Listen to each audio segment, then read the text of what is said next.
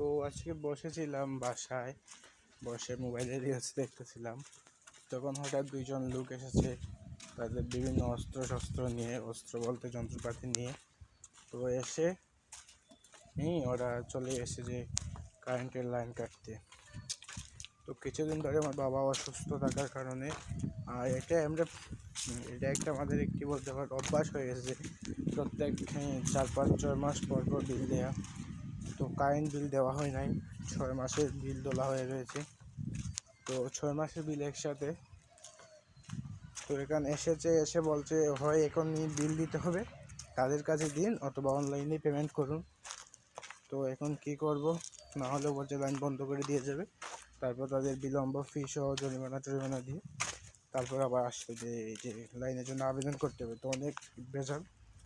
তো এখন প্রায় 6 মাসের বিল প্রায় 8,000 টাকার মতো হয়েছে। তো এখন যাচ্ছি সেই বিলগুলো পরিশোধ করতে।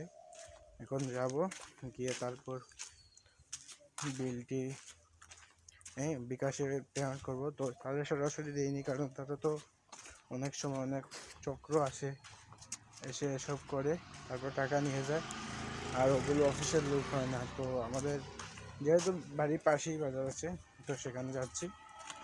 গিয়ে বিকাশে নেই ব্যালেন্স, বিকাশে করে তারপরে ব্যালেন্স দিয়ে পেমেন্ট করে অ্যাড মানি করে তারপর বিল পরিশোধ করবো। হরে কৃষ্ণ।